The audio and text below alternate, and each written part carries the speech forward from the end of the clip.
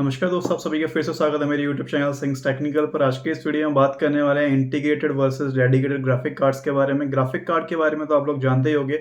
Graphic card का main जो काम रहता है वो जो लैपटॉप या सिस्टम में आप जो भी ग्राफिक्स का काम कर रहे हो, जैसे मूवीज़ हो गया, मल्टीमीडिया सिस्टम हो गया, या फिर आप गेमिंग कर रहे हो या फिर हैवी सॉफ्टवेयर यूज़ कर रहे हो, वीडियो एडिटिंग कर रहे हो, तो उसमें क्या करता है, जो ग्राफिक्स स्क्रीन पे आपके दिखाए जाते हैं ब्लर नहीं होते हैं, हैंग का इश्यू नहीं आता है, एकदम पिक्चर क्वालिटी अच्छी रहती है।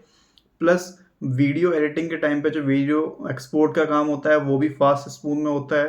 प्लस जो वीडियो आप चला के बार-बार देखते हो तो वो ईज़िली काम करेगी, उसमें लैगिंग का इश्यू नहीं आएगा, यानी कि वो हैंग नहीं करेगी। आपका ऑडियो, वीडियो दोनों अलग-अलग नहीं रहेगा, ठीक है? तो ग्राफिक कार्ड का यही काम होता है, गेमिंग के लिए बेटर रहता है, वीडियो एडिटिंग के लिए बेटर रहता है। आप अगर फुल एचडी या 4K वीडियोज़ देख रहे हो तो उसके ग्राफिक्स को बेटर करने के लिए होता है, ठीक है? अब बात कर लेते हैं इंटीग्रेटेड वर्सेस डेडिकेटेड की। तो डेडिकेटेड और इंटीग्रेटेड में क्या डिफरेंस है, ये क्यों अलग अलग है, इंटीग्रेटेड क्या होता है और डेडिकेटेड क्या होता है। तो इंटीग्रेटेड वो एक ग्राफिक कार्ड होता है जो आपके चिपसेट में इनबिल्ट आता है, लेकिन डेडिकेटेड ग्राफिक कार्ड वो होता है जो एक्सटर्नल लगाया जाता है चिपसेट में। एक चिपसेट इंटेल का, एक फॉर एग्जांपल मैं ले लेता हूँ, इंटेल का आपके पास चिपसेट है, इंटेल का प्रोसेसर आपके लैपटॉप में है, तो उसी चिपसेट में, उसी मदरबोर्ड में अगर इनबिल्ट ग्राफिक कार्ड आया है तो उसको इंटीग्रेटेड बोलते हैं। यानी इनबिल्ट आया है, उसी कंपनी ने खुद का लगा के दिया है तो वो इंटीग्रेटेड हो गया। लेकिन डेडिकेटेड वो होता है जो मदरबोर्ड है उसमें एक स्पेस छोड़ा जाता है ग्राफिक कार्ड के लिए, और बाहर की पार्टी से, यानी कि अलग किसी ऐसी एनवीआईडीआई है वो ग्राफिक कार्ड बनाता है, तो उसके ग्राफिक कार्ड परचेज करके उसमें सेट किया जाता है मदरबोर्ड में, चिपसेट में। वो डेडिकेटेड ग्राफिक कार्ड हो गए, ठीक है? तो ये इंटीग्रेटेड और डेडिकेटेड ये हो गए। अब इनके बीच का जो डिफरेंस है वो क्लियर कर लेते हैं। मैं इनको जो डिफरेंस है उसको 6 पार्ट में डिवाइड करूँगा। पहला कॉस्ट रहेगा, दूसरा परफॉर्मेंस रहेगा, तीसरा अपग्रेडेशन रहेगा, चौथा पावर यूजेज रहेगा, पावर कंजप्शन रहेगा यानी, और पाँचवा रहेगा इसका प्रोसेसिंग पावर, और जो लास्ट पॉइंट रहेगा 6th वाला वो हमारा रहेगा वीरैम के बारे में, ठीक है? तो सबसे पहले पॉइंट पे हम बात कर लेते हैं कॉस्ट के बारे में। तो कॉस्ट इंटीग्रेटेड सस्ता पड़ेगा और डेडिकेटेड थोड़ा महंगा पड़ेगा, क्योंकि एक चीज़ इनबिल्ट आ रही है, उसको लगाने के लिए मदरबोर्ड में ज़्यादा खर्चा नहीं आता है। एक साइड में जब मतलब मदरबोर्ड बन रहा है उसी टाइम पे आप सेट करते जाओ तो वो कॉस्ट कम हो जाती है, ठीक है? उसके अलावा और भी चीज़ें होती हैं जिस पर डिपेंड करता है कॉस्ट, ठीक है? तो आगे जो पॉइंट रहेंगे उससे आपको क्लियर हो जाएगा कि इसकी कॉस्ट क्यों कम है इंटीग्रेटेड की, क्योंकि वो ऑलरेडी इंटीग्रेटेड दिया गया है। बाहर से परचेज़ किया जाता है डेडिकेटेड, जो स्पेशली ग्राफिक कार्ड के लिए दिया जाता है, मतलब ग्राफिक्स को बेटर करने के लिए दिया जाता है, वो डेडिकेटेड हो गया, ठीक है? अब कॉस्ट को समझने के लिए जब आप लास्ट के ये 5 पॉइंट समझ लोगे तो कॉस्ट का डिफरेंस आपको ऑटोमेटिक समझ आ जाएगा, ठीक है? तो परफॉर्मेंस के मामले में बात कर लेते हैं। सेकंड पॉइंट का जो परफॉर्मेंस है, इंटीग्रेटेड ग्राफिक कार्ड की परफॉर्मेंस ग्राफिक्स के मामले में कम होती है, क्योंकि वो स्पेशली उसके लिए नहीं बनाया गया है। वो सिर्फ काम चला हुआ है, लेकिन आपको स्पेशली दिया जा रहा है। जैसे फ़ोन का आपका कैमरा है, वो काम चलाऊ कैमरा माना जाएगा, लेकिन आप डीएसएलआर लोगे स्पेशली कैमरे फ़ोटोग्राफ़ी के लिए, तो वो डेडिकेटेड हो गया। उसका जो कॉस्ट रहेगा वो ज़्यादा भी रहेगा और परफ़ॉर्मेंस भी काफ़ी अच्छी रहेगी। तो सेम उसी तरीके से है, फ़ोन का कैमरा प्लस डीएसएलआर का कैमरा। तो आप इसको एग्ज़ाम्पल के तौर पर ले सकते हो, ठीक है? तो परफॉर्मेंस डीएसएलआर की जैसे ज़्यादा होती है, फ़ोन की कम होती है कैमरे की, उसी तरीके से इसका भी है, ठीक है? अपग्रेड का बात कर लेते हैं। इंटीग्रेट को हम अपग्रेड नहीं कर सकते क्योंकि चिपसेट में इनबिल्ट आता है, और जो डेडिकेटेड होता है वो बाद में लगाया जाता है। मदरबोर्ड ऑलरेडी सेट होके आ जाता है, उसमें फिर बाहर से लगाया जाता है डेडिकेटेड को। उसका स्लॉट दिया जाता है, उसको आप चेंज कर सकते हो, निकाल सकते हो। अगर आपके पास 2 जीबी का ग्राफिक कार्ड है, आपको वो यूज़ में नहीं, आपको 4 जीबी का करना है, आपको बेटर ग्राफिक्स चाहिए, तो आप डेडिकेटेड वाले को निकाल के लगा सकते हो। लेकिन अगर आपने एक ऐसा मदरबोर्ड परचेज़ कर लिया जिसमें इंटीग्रेटेड है, तो आप उसको चेंज नहीं कर सकते हो, ठीक है? तो अपग्रेडेशन के मामले में भी डेडिकेटेड बेटर है, ठीक है? अब पावर यूज़र्स के बारे में बात कर लेते हैं, जो स्पेशली बेटर ग्राफिक दे रहा है, बेटर रिजल्ट दे रहा है, बेटर परफॉर्मेंस दे रहा है, तो ये इनडायरेक्ट वे में यही रहेगा कि पावर यूजेस इंटीग्रेटेड वाला कम करेगा और डेडिकेटेड वाला ज़्यादा करेगा। तो ये कॉमन सेंस वाली बात है। अगर जो परफॉर्मेंस ज़्यादा करता है वो पावर यूजेस भी ज़्यादा रहेगा, पावर कंजप्शन भी उसका ज़्यादा रहेगा, ठीक है?